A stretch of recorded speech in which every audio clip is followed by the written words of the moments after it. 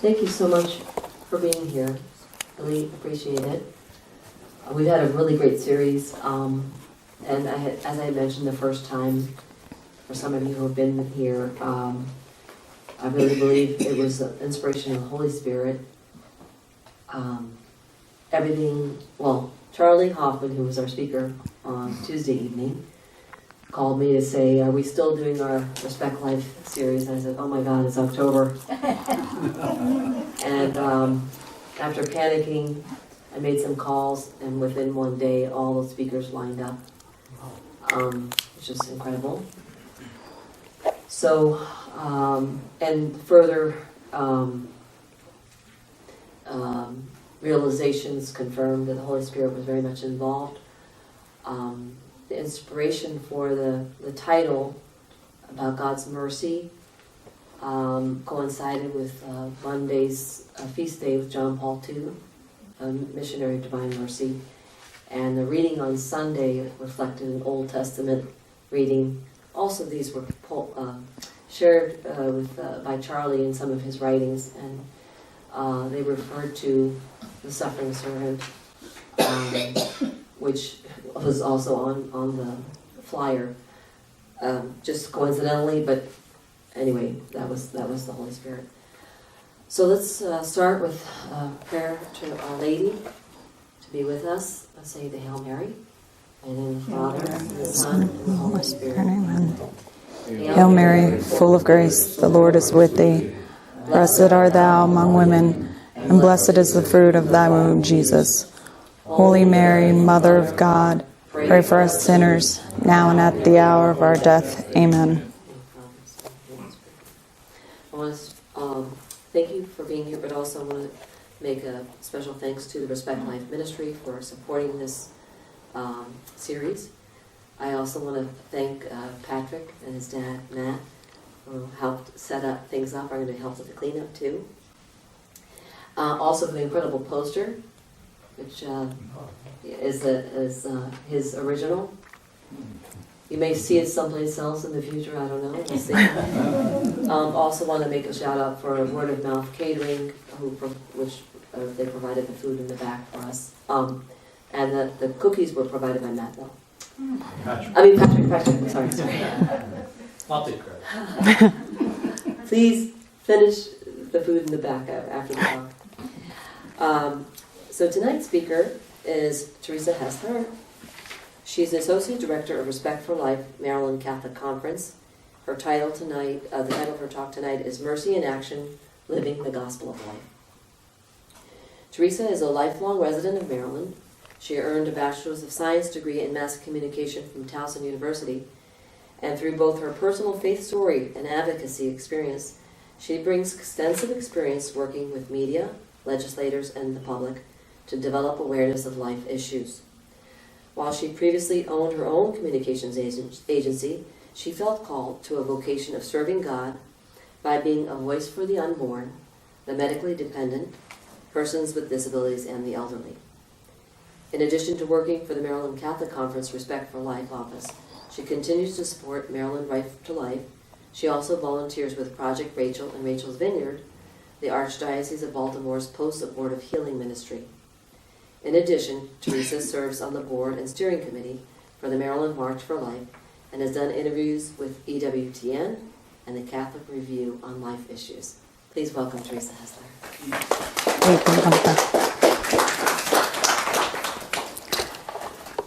Thank you, everyone, and good evening.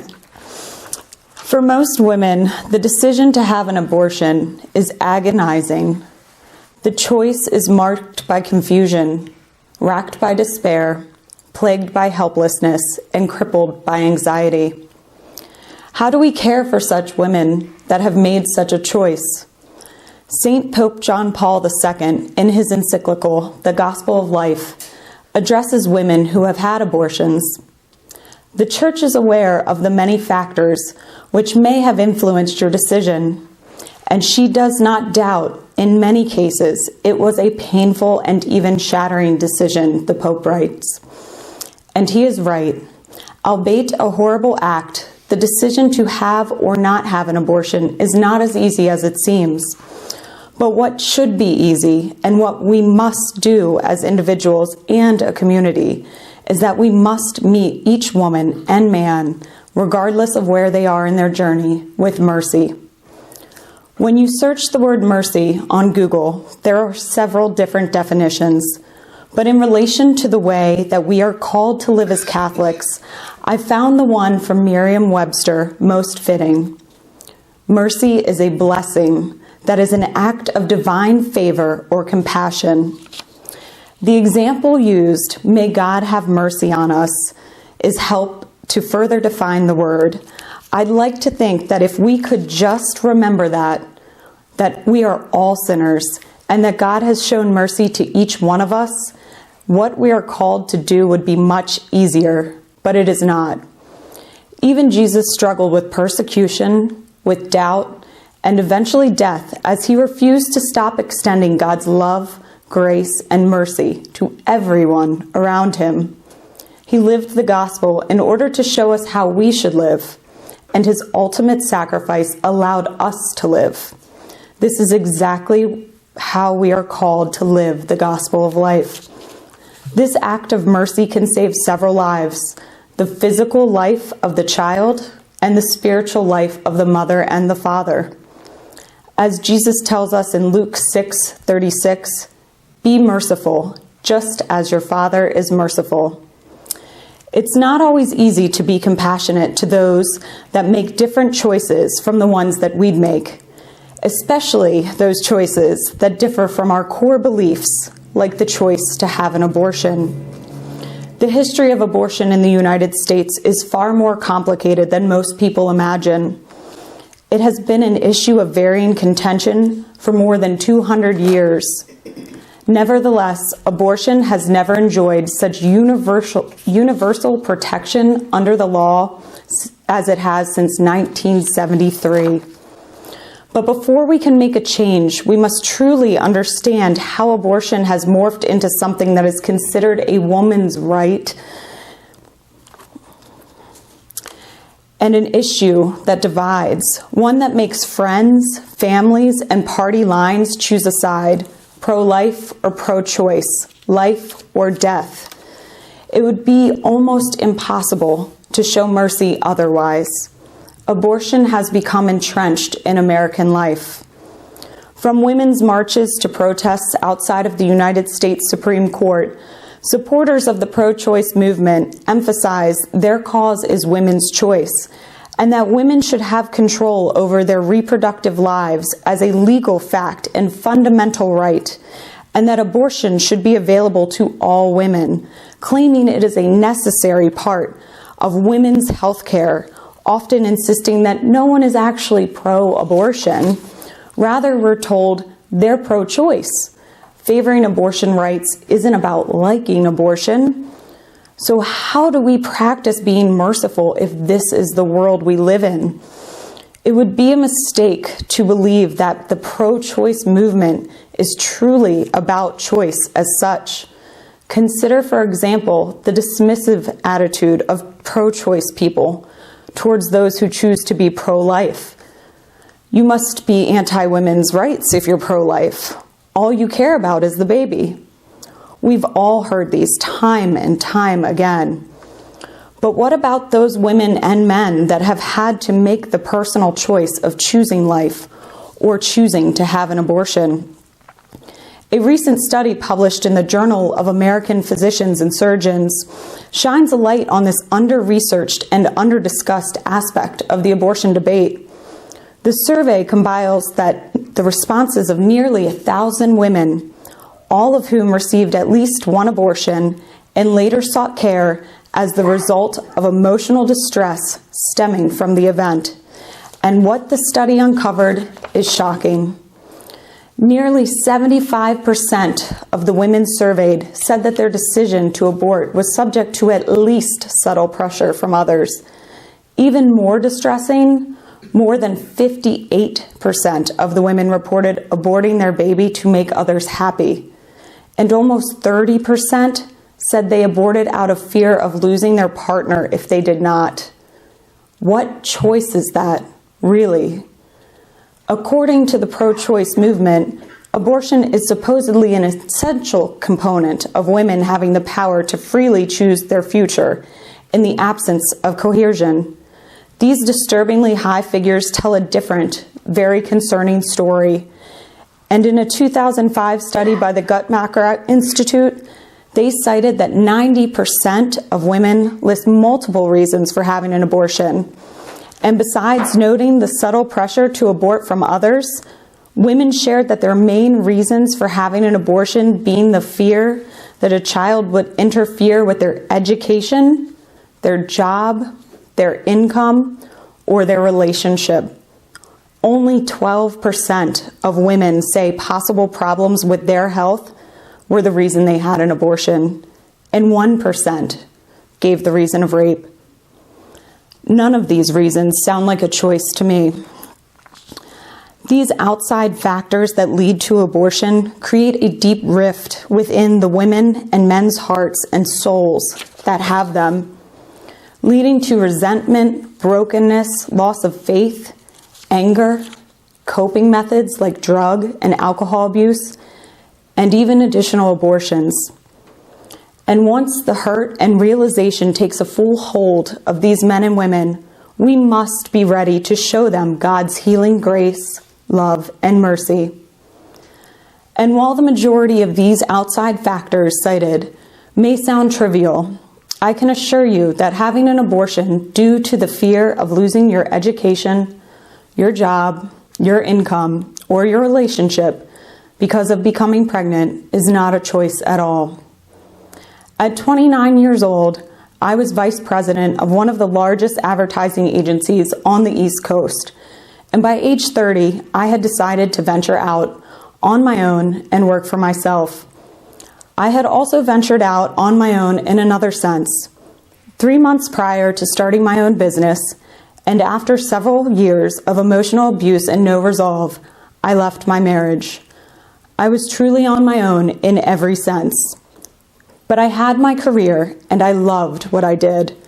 I prided myself in client retention and customer service, and I knew that I might never be the smartest person in the room, but I could always work the hardest. My life was an unbalanced mess on the inside, but most people close to me had no idea. I hid in my work and continued to build my own personal dynasty. By 31, I found myself pregnant. This was something I had somehow avoided in the years that I had been married, and I wondered, how could this be happening to me? This was only something that happens to other people. I was terrified, and at 6 weeks and 6 days pregnant, I decided to handle this like any other business decision I faced. I'd just handle it. I'd have an abortion, and I'd never have to think about it again. This mistake could be hidden, and I wouldn't have to feel the shame and disappointment of failing those around me yet again. I wouldn't have to worry about the judgment of others and what they would think about me. I wouldn't have to sacrifice my career or be a burden to the man I was dating. I was in a corner, and I truly believed that having an abortion was my only choice. I was raised pro-life. My mom is adopted, and my 2 uncles are as well. I grew up in a loving, welcoming, spiritually based, life-affirming household, but yet when I found my life and all that I had fought for jeopardized, I chose flight over fight. I chose my life over the life of my child. And afterwards, I wanted to die. I wanted to go back in time and take back what I had done, but I couldn't, and the pain was unbearable. I can't say how many days I spent trying to sleep and forget. And I know that when I finally got up, I knew how badly the abortion was affecting me. I also knew that I needed to do something about it, as I felt I had already lived so many years in turmoil, sadness, and anger. I didn't want to be that angry or dysfunctional person, and I had certainly never felt like I wanted to die before. This was something very different. Within the week, I took to the computer to handle the problem, as I had done upon finding out I was pregnant, although this time I was looking for something different. Instead of searching for an abortion, I was searching for abortion grief counseling. I was grieving, and it was like no grief I had ever experienced before. I came across 2 places that offered post-abortive healing. One was a local pregnancy center, and one was Project Rachel out of the Archdiocese of Baltimore. Desperately, I emailed both of them thinking, "Help me, take this pain away." Thankfully, both of them responded, and quickly too. I can't express how significant it was that they responded quickly, and not just quickly, but with open arms, willing to help. It was my first sign of hope. I had found mercy. I had found kindness in complete strangers. They showed compassion, and they did not judge. I began weekly one-on-one counseling with the local pregnancy center, and Project Rachel in Baltimore invited me to their monthly companion meetings, which in the past had only been for attendees of their retreats, which they usually have weekend retreats several times a year. And the next retreat they had wasn't until that October. Their sympathy and care were clear. I was loved and welcome, no matter what I had done. I remember my first companion meeting. I couldn't wait for it because I just wanted to feel better. I'm a little bit of a fixer, but I was also terrified. I remember walking in and seeing a few men, which I thought was weird. I know now and advocate conversations addressing how abortion equally affects men, but I can say it threw me off when I first walked through that door. My fears were quickly calmed once the meeting began. Everyone was amazing, and everyone had a story. I continued to attend the companion meetings along with my weekly one-on-one counseling until my retreat finally came in October. That weekend in October proved to be a significant turning point in my life, in my story. I can say I was skeptical, to say the least. I saw others walking in, noticeably shut down and closed off. While I know we all felt the same inside, I remember walking in and approaching the situation like I did with everything else, compartmentalized and disassociated, and somewhere deep inside doubting I could ever forgive myself for what I had done. That past August, I had started going to church again. I can't say what brought me there, specifically other than the religious foundation of my youth. But I began to go to church again after not going regularly since I had been out on my own all those years after college. For the first time since my abortion, I had found some peace, even if it were only for an hour each week, every Sunday. And so by the time I attended my weekend retreat that October, I had begun to understand and remember that God loved me, and He forgave me for what I had done. But that still didn't change the fact that I never thought I could forgive myself. How could I? The weekend was filled with incredible people, both women and men, all of whom played significant roles in my healing journey. I specifically remember the words of a fellow retreatant in regard to forgiving ourselves. She said, "If Jesus died for our sins, but yet we don't forgive ourselves, His sacrifice has been in vain." And I thought, well then, who was I to not forgive myself? I needed to show mercy to myself as well. I left the weekend with a new hope. Although not all days were easier, more days became lighter. I continued attending the monthly companion meetings, although the attendance was just 1 or 2 of us sometimes. The thing about abortion is that it's a decision made out of fear, and sadly, after making the decision, many people carry their burden and grief alone because of a similar fear.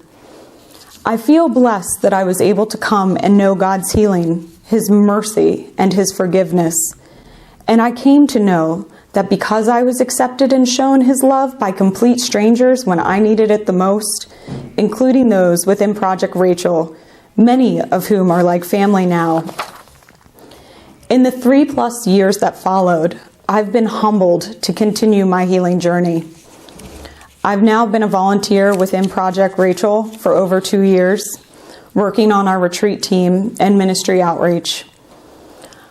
I've also been able to transition from being self-serving to now serving Him on a daily basis. and I get to fight for life every day in my current position. I've been blessed to share my abortion story openly, which is not something that I ever thought I would do. I hated public speaking, and it used to terrify me. And I can't help to share how beautiful God really is, and that He has a plan for each one of us. My volunteer work with Maryland Right to Life led me into a call to lobby on behalf of life as a full-time job, a job that led me into my current role at the Maryland Catholic Conference. I could have never imagined my life as it is now a few years ago in so many ways. I feel extremely blessed and humbled to live out my faith and to use a part of my life story to work towards ending abortion and creating laws that value life. I have been allowed to live out the gospel, my sharing the compassion that was shown to me, and by choosing to live for God's will instead of my own. It's up to each one of us to help walk each person dealing with the grief from abortion to God's healing love, to help them understand His mercy and His forgiveness so that they can live the life that God has intended for them. This is living like Christ. This is living the gospel. And what I should have known then, and certainly can affirm now, is that a child should not be a problem. But unfortunately, we live in a world ruled by mass media, a world that is in constant upkeep with the Joneses, where mass media tells women that abortion is healthcare and that control of our bodies is our right. It has created a society that begins woman against woman, mother against child, a society of either or, of being a mother or a career woman, of finishing your education or raising a family, of being rich or of being poor, of being judged for being a single mother or not being able to have children or for having too many children. The list goes on and on. If this is the world we live in, and we do, what choice is there, really? So how do we change this? And how do we create a world where women and men know there is a choice other than abortion? We affirm our moral obligation to assist, rather than penalize, women who face unplanned pregnancies. We thank and encourage providers of counseling, medical services, and adoption assistance for empowering women experiencing unplanned pregnancies to choose life. We support pro-life organizations. Everybody by showing up tonight, it's wonderful. We share the information and our resources. We teach self-respect and the value of a family at an early age, empowering girls and boys to know their self-worth from the get-go. And we lift up and embrace those different from us, and we do not judge. We have conversations with our friends, our family members, neighbors, and coworkers about these things. And most importantly, we show mercy to those around us despite how hard it may be. We must live pro-life, respecting and valuing the beauty of all that is created in His image. Not only must we live pro-life to change the hearts around us by living as Christ did, but we must work to change the laws and regulations as these create a larger societal guideline and new norms. We need to take a bold stand, especially in this critically important election year, to elect pro-life candidates who will fight to put an end to the horrific act of abortion. As the political climate can seem uncertain, supporters of life can do something now by committing to vote for pro-life candidates. Regardless of who the candidates are, the key issue will not change. There are simply too many lives on the line. We must also vote pro-life. Each year, the Center for Disease Control estimates around 48,000 abortions take place in Maryland. That's 133 innocent lives taken each day in our state. And that's not counting the lives of the child's parents that are also destroyed by abortion. If you consider those as well, that's 400 hearts broken every day. Families that will never exist, families always missing a member, generations destroyed, communities destroyed, and futures destroyed. And since Maryland law only requires voluntary reporting on the number of abortions that occur in our state, I can only assume those numbers are much higher. What choice is there really? I encourage you to do your research if you have not done so already. The Maryland Catholic Conference has surveyed all general election candidates, and the responses from those that participated are listed on marylandcatholic.org. If you don't see the candidates listed for your district and they are an incumbent, please take the time to find them on maryland.gov. As an example of what we're up against, the abortion rights group NARAL has endorsed 130 candidates in Maryland's general election. That's almost as many candidates as the number of babies being aborted each day in this state. So if you'd like to know who not to vote for, please visit their website, which is prochoicemd.org. They also know that the outcome of this year's election will change the future of abortion and abortion law as we know it in our state. This past September, House Speaker Bush proposed an abortion amendment which would enshrine the right to an abortion in Maryland's Constitution. He has said that he would propose this bill in the 2019 General Assembly. If passed, it would go to a legislatively referred constitutional amendment, which would require the 3/5 vote in each chamber. And if we don't have the right amount of pro-life Maryland senators, which is 19, it would allow the House and Senate chambers to control the vote, enabling the final decision to be left in the hands of Maryland voters as a question on our 2020 ballot. We have been faced with this before. In 1991, before information was rapidly available at our fingertips, and when social media movements were unheard of, Maryland had a referendum vote on abortion on the ballot, and it passed 61%, establishing Maryland as one of the most liberal states regarding abortion regulation. We cannot let this happen again.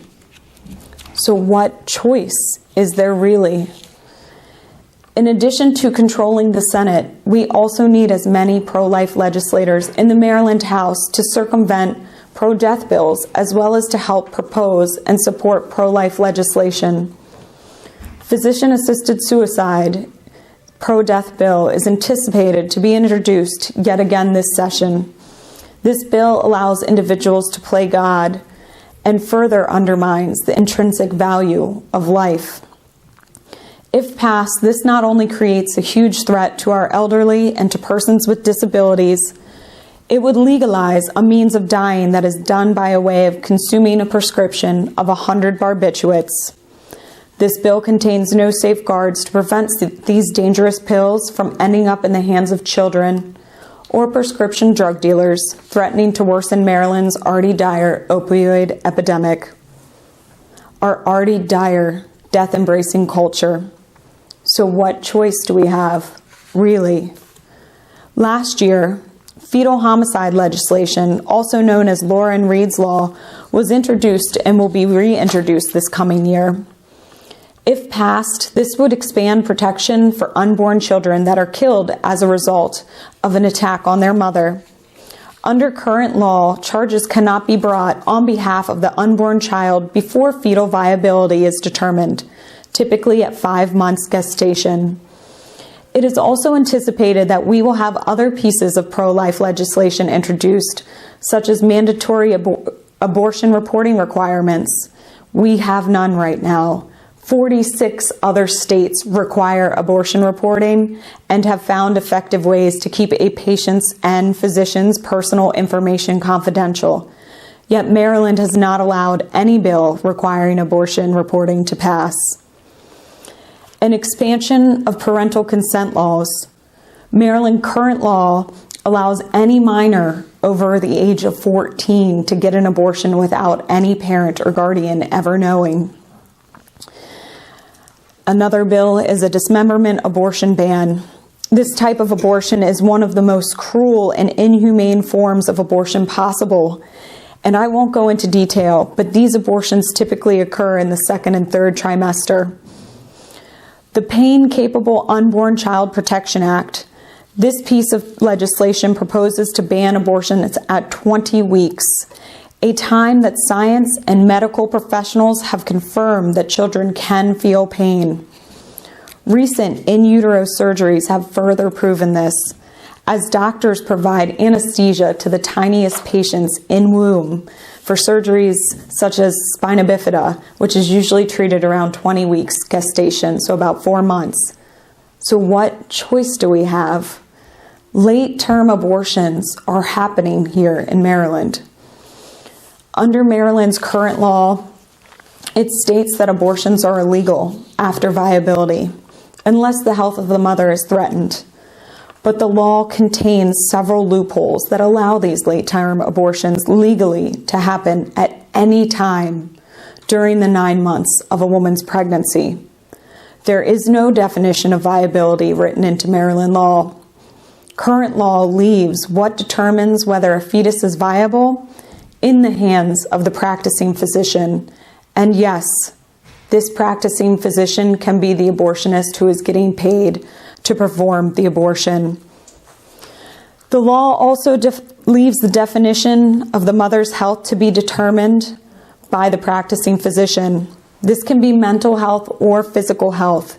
And yes, this can also be the practicing abortionist who is getting paid to perform the abortion.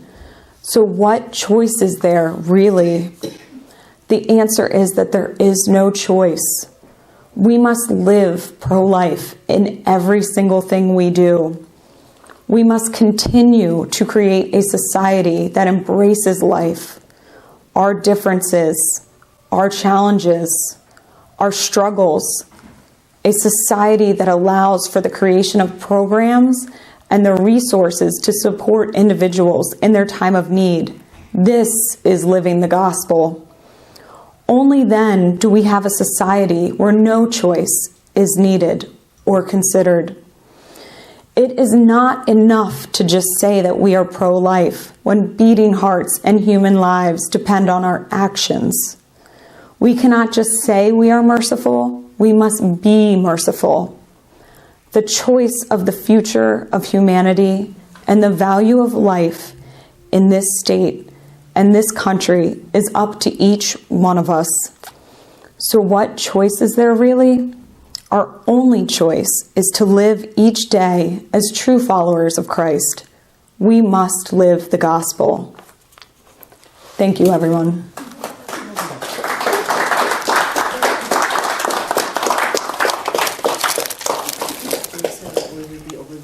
Oh, sure, if anybody has any. Can you repeat the websites again? Oh, sure, and I can write them down for anybody who wants to.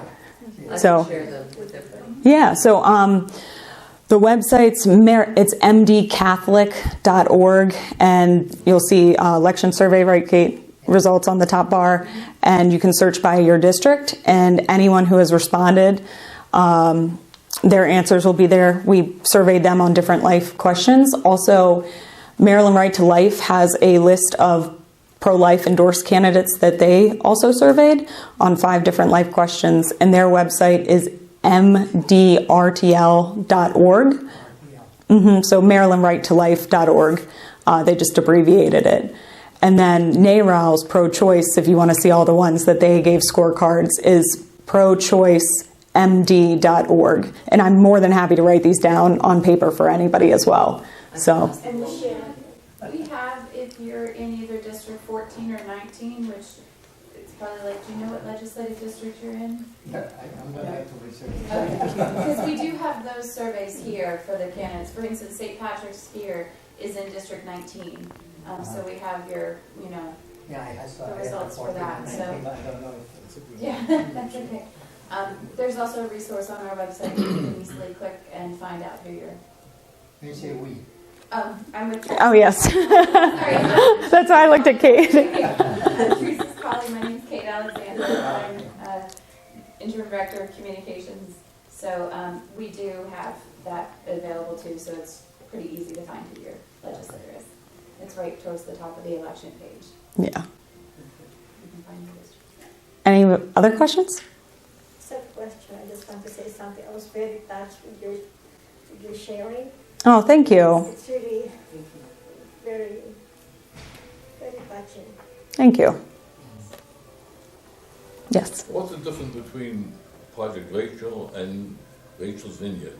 Okay, so I know that does, sorry, probably a little confusing. Project Rachel is the name of the program, like overall group run out of the Archdiocese. And then Rachel's Vineyard is the name of what we call our retreats. Yeah, that's where my wife worked, so I said, I thought it was Rachel's Vineyard. Okay, You know? that's wonderful. She's at a local one? Yeah, well, that was 15 years ago. Okay. She was younger. Oh, It's Rachel's Vineyard. yes, so Rachel's Vineyard is the name of the retreats that they have scheduled. And Archdiocese of Washington has a similar program, as does Archdiocese of Arlington in Virginia. And most states have one. It's really just wonderful. And they all run a little differently too, but the basis is retreats, counseling, and really healing. What can we do besides prayers to at least save some children from being aborted? So I think, right now, as I mentioned, elections are a big thing, but I think in our daily lives, like I said, living the gospel in action means sharing our conviction, whether or not people agree, in a amicable way with others, and really living out our faith, because you never know how that might touch or change. Just that simple act of acceptance and love might change somebody else's mind, and getting them to know Christ, because it is really through Christ that we heal and that lives change and that we start to embrace a culture of life. If there's local pro-life groups around, they always need help. They always need volunteers. Volunteer if you can, even if it's asking them, they need help stuffing envelopes for a mailer or something. They're always in need of an extra set of hands. Or somebody, like if you have something you're really good at that you think you could offer one of these groups, they're all always looking for volunteers. So I think that's a really great way to be directly involved outside of prayer and outside of just living the faith and sharing. Even I think it's a little dry when I feel like it's a little boring, but in some ways when I just share the statistics of the law and what we allow here, but in having conversations with people that I know are practicing Catholics and anti-abortion, they don't even know that our law has these loopholes and allows abortions through 9 months. All the way until you're due in Maryland. So even sharing that, and in the ways that I've been able to share, I feel very blessed to do so. People have been then moved to go share that with other people. And I think if more people were aware of what the real scenario was in this state, we could actually start to change some things. And our laws do create our norms. So there's a couple different levels depending on where you feel called to certainly help save lives. Is there a move to change, close those loopholes, like the ones that you mentioned? So a bill was proposed in the Senate last year for viability. It did not get out of committee, and unfortunately, neither did the Pain Capable Unborn Child Protection Act and the Dismemberment Abortion Ban get out of committee, which is why right now a lot of my focus is really the election, because if we start to change the hearts that are in there, then we can actually get some of these laws to a vote within our House and our Senate within the state and change some of those laws and create some protections. Have you had a forum with the legislature to share your testimony? I have not yet. So last year was my full General Assembly. God was very loud when I was actually away, and I on a trip by myself a year prior, and had been praying, reading, and heard asking how I can share my story and use it a little better and actually make a change. And I heard lobbyist, and I only told one person, and it was my mother. And she thought I was nuts. She was like, okay. And 4 months later, I had been volunteering with Maryland Right to Life at this time, but still kind of working in marketing, easing out, knowing where I wanted to go, but knowing I also knew nothing about really legislation and lobbying. And 4 months later, the executive director at Maryland Right to Life called, and he said, have you ever thought about, would you like to be the MC at our banquet? And I was like, oh, sure. And then later I was like, why did I say yes to that? I don't like standing in front of people. And then after that, he immediately said, and so have you ever thought about being a lobbyist? And at that point I burst into tears, and I said, well, this is going to sound nuts, but yes, I have, and I wrote it down. And so we really worked towards moving into that role. And then a year to the date of when I heard the call, I got my lobbying ID and registered. And it wasn't, I didn't know until I kind of got one of those feelings and went back to look, and sure enough. So it was really like, I forgot where I was going with that, but I have not shared my story yet, but I know that at some point that will be something, I think probably in personal conversations, and certainly if questions arise in a hearing and where it comes up, it's kind of like my ace in my hand, because I really can speak to both sides. So. Do we know where Larry Hogan and all those other people stand? So we do know where a lot of them stand. Larry Hogan did not respond to either survey. I have personally asked him where he stands, and he has told me that he's pro-life, but he also has not acted on anything in the past 4 years that has prevented any or helped really anything pro-life. And I'm not sure if that's because this election was coming up and he was aware of it.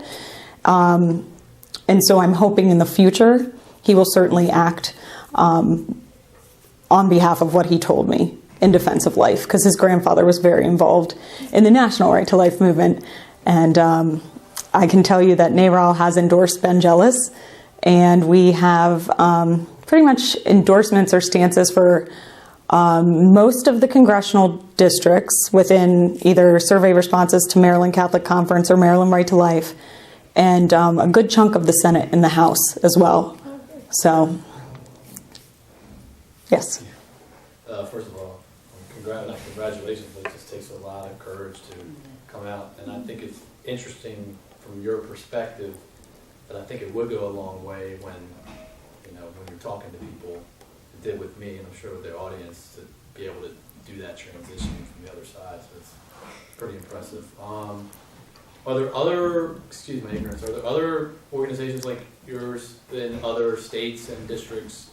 And then second question to that is, particularly with this issue, who's doing it on the national level, like in Capitol Hill? I mean, I know there's the Right to Life and all the the march and all that, but is there? I'm assuming that the United States Catholic Conference or something like that has some group. And do you guys work with them, or are you guys kind of independent? So we work on a state level, and the conference has conference groups just like ours on each state level. So focusing on state legislative issues, because the separation of the church and the federal government is really, it does fall back on the state. So even if anything changes on the federal level, that's a whole nother ballgame. So the conference does have people in DC working on federal legislation, kind of like the Bishops' Council as like their DC federal lobbying. It's very similar to the way that Maryland Right to Life and National Right to Life, so they kind of like parallel to work in tandem. National Right to Life has state chapters that work on specific state legislation too. So are they the main national organization that will lobby on abortion? So the National Right to Life has been around since, actually, like they saw kind of Roe versus Wade coming, so started around that same time. I'd say they're certainly the legislative powerhouse as far as legislation goes on the federal level. There's been a couple groups that have come to fruition since. Susan B. Anthony group does like more of like a grassroots lobbying, not necessarily writing legislation. So on a state level, we're working with our legislators to help draft, and we're really looking at the law that we have, which is why each state, regardless of whether it's the conference or a Right to Life chapter, has to sit down and look to create the law specifically. Because in turn, if you don't, you're going to end up with a law that doesn't really apply and can't be prosecuted within our individual state. And I guess to that note, even if Roe versus Wade and any type of federal regulation like that is changed, and hopefully it will be down the road, it will still fall back on our state. So having our state like troops on the ground and legislation in place is key, because we're gonna face that battle, and I truly don't think it'll be that long. Does that answer your question? Yeah. Okay. But obviously the states have to follow federal law, so, no? No. So, No. So if abortion is illegal on a state level, it turns back on the state. really? But none of the 50 states have that? No. Yeah. So they we have to do it here. I don't know my history as to going back to 1970s, but... I was like, I actually have it in that book, and I was like, do I really want to do this to people tonight? And I was like, No. I don't think so. But a lot of our current regulation is based on Supreme Court cases that started in 1973 there was actually 2 cases that were decided that day that started the change. And it was Doe versus Bolton and Roe versus Wade. And then 1976, there was another one, and they kept going like every 3 years. And we eventually got to the point of what we see now, and that kind of created the norm. So when somebody contested what happened in the state, and we didn't really have any regulation or legislation either way, that was the only, they could look at federal law and say, hey, okay, this is what federal law has decided. We should decide this too. But as far as it being mandated, it would have to go all the way through the court system to reach the Supreme Court again to have any like actual effect on state law. And that's how it would play in. I might be able to answer this a little bit as well. I had the pleasure last week at a conference of hearing a gentleman named Greg Schleppenbach speak, and he runs the Secretariat of Pro-Life Activities for the United States Conference of Catholic Bishops. And what's interesting about our federal law is it's case law. So case law is very different from legislation. So case law means that it was decided and established by our courts, and the Supreme Court in particular, as opposed to Congress passing a bill. So Congress has never passed a bill that says that abortion is legal. What has happened is the Supreme Court has considered state laws and established this, what they call case law, or this body of cases where they've determined that as per the Constitution, abortion is a right that cannot be infringed. If the court was to consider a new state law and change that opinion, it would then uphold essentially other state laws. So basically, as Therese is saying, each law on abortion is state by state by state. That's why you have states like Maryland where it's openly permissive, and then you have states like Missouri where it is highly restricted. And there are, I believe Greg said, roughly 13 states that if Roe v. Wade is overturned, if the Supreme Court rules against that precedent that they had set back then, they actually have laws in place that are called trigger laws, that in the event that that is overturned, it triggers a legal start in their state, that their state law now outlaws abortion. So there are things that states are doing. In the state of West Virginia this year, they will have a question on their ballot as to whether or not abortion, it's a constitutional amendment, should be outlawed by their constitution. So they're actually asking voters the question of... They're doing the opposite of what we would do in 2020. So essentially, it's state by state by state, which is why you see read a lot of stories of women who will travel from one state to another in order to have these abortions. And basically, unless your state's law is challenged to the Supreme Court and they rule, your state law is what your state law is. So here in Maryland, ours will remain openly permissive unless someone challenges our law to the courts, and the courts rule differently. And nobody has. Nobody has, no one. Well, there's been some cases recently, actually, That are moving. but not like just in winning life, that aren't, they wouldn't affect Roe versus Wade, but there was a huge one with Baltimore City, and there's the Center for Pregnancy Concerns that's gone on since 8 years. I'm sorry, I can't count backwards in my head by this point in the week, but it has gone on for 8 years, started in Baltimore City courts, and it was in regards to whether or not the Center for Pregnancy Concerns and other similar clinics had to post abortion information within their privately owned nonprofits. And they challenged the city's mandate. They won. The city appealed it. The city appealed it. The city appealed it. It eventually went all the way up to the Supreme Court, and a decision was made about 2 weeks ago. And they ruled in favor of the Center for Pregnancy Concerns, and the city of Baltimore had to give back $1.2 million for whatever the legal fees would have been, even though the lawyers did volunteer their time in regards to fight for that for 8 years. So I think that is a huge strive. And in a similar case out of California was Bexera versus NIFLA, which was the duration of last year's Supreme Court timeline, and kind of about abortion and what they had to put within these crisis pregnancy centers.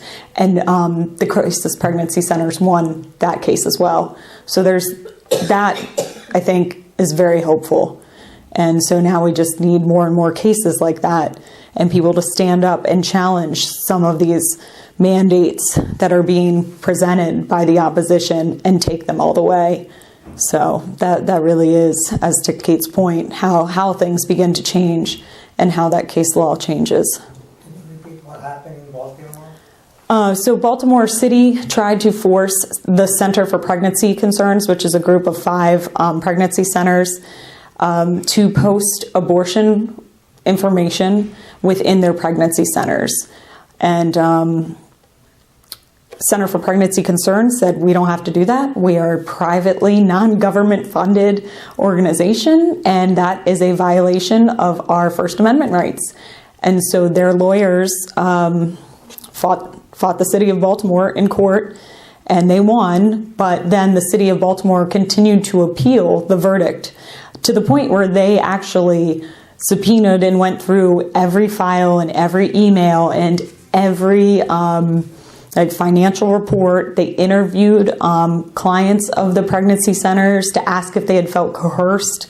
I mean, they really, really got into it, and they found that Center for Pregnancy Concerns had nothing to hide, and they protected their First Amendment. I don't understand why that's a win for pro-life. It's a huge win because they didn't have to be forced to post information about abortion within their centers, and it's the abortion Information, like, How to, information flyers about how to go through the abortion at a pregnancy center.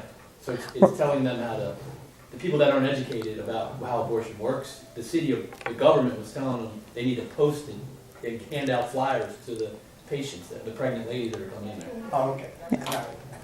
Right? Yes. Sorry. Thank you. No, thank you.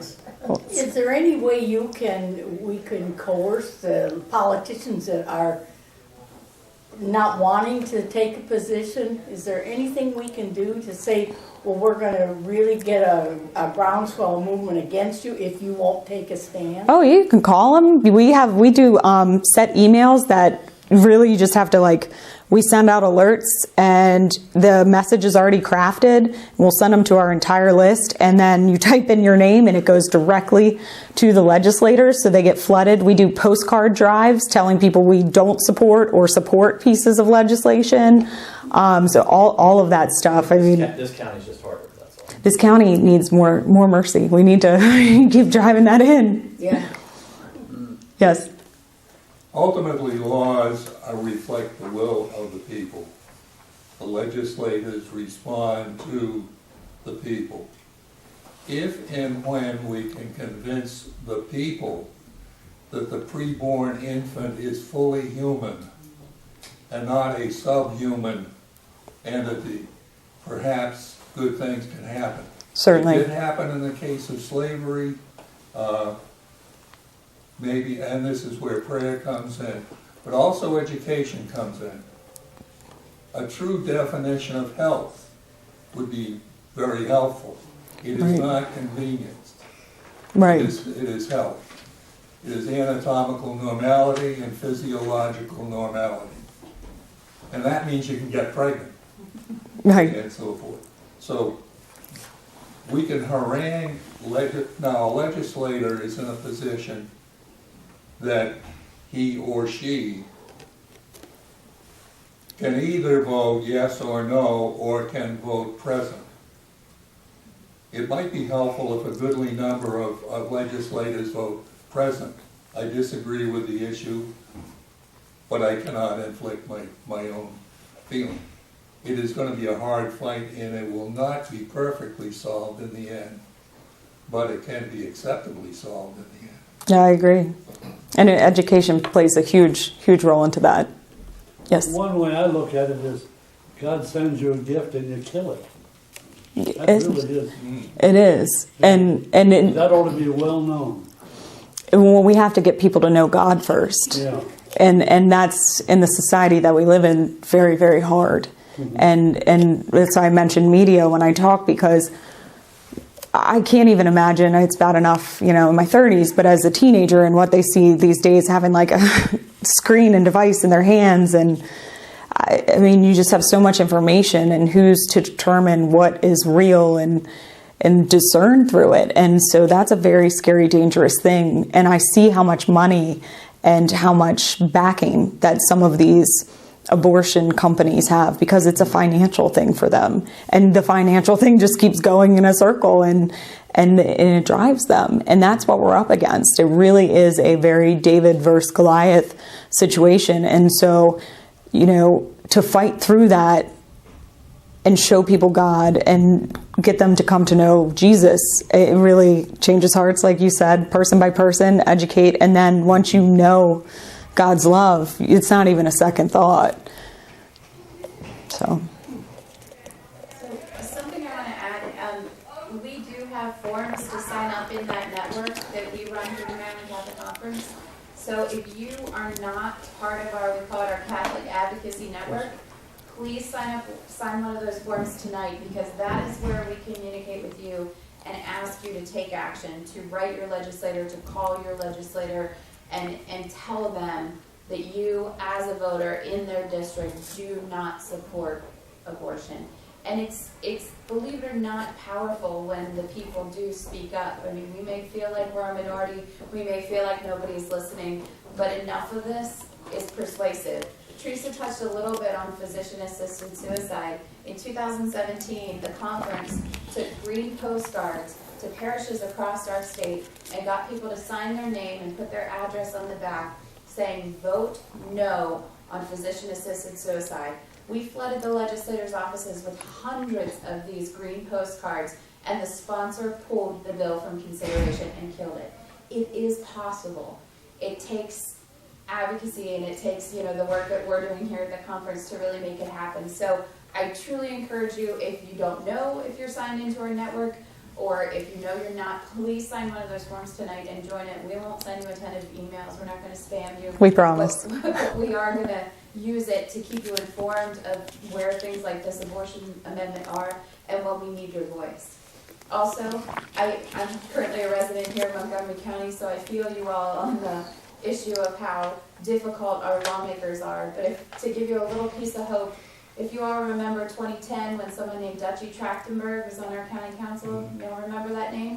Dutchie put in an exact same law as Baltimore City, requiring our pregnancy centers right here in Montgomery County to post those same signs and information on abortion. Centro Tepeyac, a Spanish-run pregnancy center in Silver Spring, challenged her in court, and Maryland court overturned it. And so they've already tried that here in Montgomery County, and our courts pushed it down. So just a little piece of hope. We can, and we have stood up against that here in Montgomery County. I will tell you, there has been amazing prayer warriors and fighters of the clinic in Bethesda who are there constantly. I'm sure I'm sure you all know about that clinic that was up in Germantown and got moved, and there are efforts, yeah, the Carhart Clinic, there are efforts to, you know, peaceful efforts. And that is one beautiful thing about this movement, is 10 years ago, even 12 years ago, this movement was characterized by people causing violence and blowing up bombs outside of pregnancy centers, and now it's a movement of prayer outside those pregnancy centers. And I think that's just a testament to where this movement is going. So Yeah, we used to go to Germantown. Yeah. Right. Yeah. So don't lose heart over Montgomery County. Please don't. And please do sign up in our network, because that is how we keep you informed. Yeah. Our network, sure. I have the forms. I do. Yep, Kate's got them back there, and I'd encourage you all to share, you know, your family members and close friends, neighbors that might be interested to sign up as well. We'll share what is going on legislatively and what you can do, like bullet point by bullet point, to help. So, and like she said, we won't spam you. I promise. You can yell at me. My email is available as well. So. Lisa, thank you so much. No, thank you for organizing this, and thank you to everybody that attended.